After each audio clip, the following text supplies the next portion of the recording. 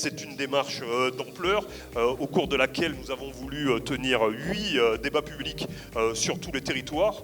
À l'issue de ces débats publics, nous avons sorti un recueil de nos travaux qui s'appelle « Les Agoras du train » et je vous invite à consulter le résultat de ces travaux sur le site agoradutrain.fr. Donc nous avons lancé l'appel du rail. En février 2023, nous avons lancé une étude d'opinion à la suite de ces travaux, étude d'opinion qui révèle très rapidement, mais Vincent vous en fera un descriptif plus complet tout à l'heure, que 60% des néo-aquitains sont contre l'ouverture à la concurrence du TER et que 73% d'entre eux souhaitent que ce sujet soit porté via un référendum régional. Je ne vais pas entamer les débats aujourd'hui, je vais te redonner la parole.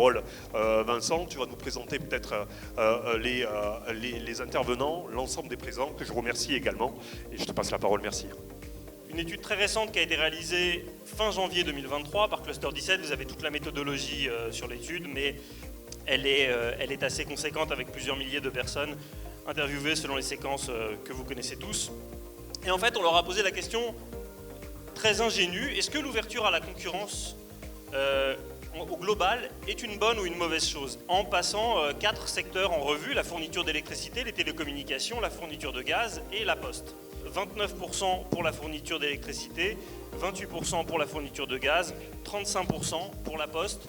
Donc c'est quelque chose qui est assez massivement rejeté. Ceci étant mis en lame de fond, on se dit, bon bah en fait, si les privatisations sont aussi rejetées, pourquoi diable aller ouvrir à la concurrence le transport ferroviaire régional en Nouvelle-Aquitaine?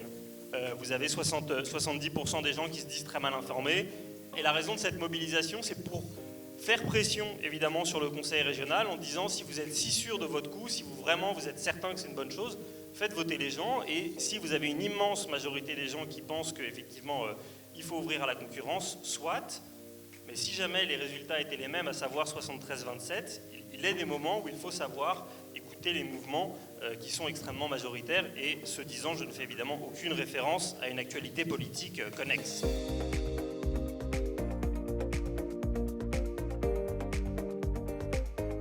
Il s'agit d'un sujet sociétal que l'ouverture à la concurrence des trains régionaux. Et pourtant, dans le sondage qui a été réalisé, en fait, on s'aperçoit de quoi?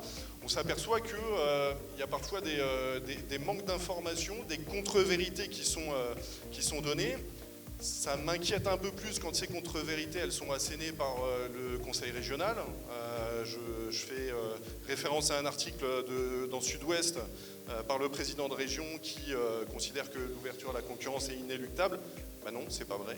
L'idée qui me choque, c'est que l'ouverture à la concurrence, ça serait davantage de liberté pour les usagers. C'est pas vrai. En fait, on a l'impression que, avec l'ouverture à la concurrence, on va avoir le choix entre différentes compagnies. C'est pas vrai. C'est la région qui va décider de donner tel ou tel lot, qui est en fait une portion de l'activité en région, à tel ou tel opérateur. Sur quels critères? Ça, vous ne le saurez jamais. Parce qu'en fait, ça appartient au secret des affaires. C'est absolument pas démocratique. C'est le conseil régional qui discute avec les différents opérateurs et derrière, choisit celui qu'elle considère être le meilleur. Sachez juste que pour les informations qu'on a reçues, dans les autres régions, les critères qui ont été sélectionnés, les critères prépondérants, si vous pensez que c'est la qualité de service, si vous pensez que c'est l'offre en train qui ont séduit la région, vous vous trompez parce qu'à plus de 50%, c'est des critères financiers. À quel point on est capable de baisser le coût de l'offre. Donc autant vous spoiler un petit peu, ça ne va pas améliorer les conditions de service, ou en tout cas d'utilisation du service par les usagers. C'est vraiment des critères financiers qui orientent les décisions de la région. J'ai aussi une autre contre-vérité qui m'embête, c'est que l'ouverture à la concurrence, ça ferait baisser le prix du billet. Alors j'ai là, je vais essayer de répondre aux attentes avec le comparatif par rapport à d'autres pays européens. Alors je ne sais pas si on peut parler de hausse du prix du billet, moi je dirais explosion du prix du billet, parce qu'en Allemagne c'est plus 40% en 10 ans, en Suède c'est plus 150% en 15 ans. Au Royaume-Uni, c'est plus 23% en 13 ans. Ça, il faudrait aussi que l'exécutif régional puisse en parler, que chacun soit au courant de ce qu'il attend.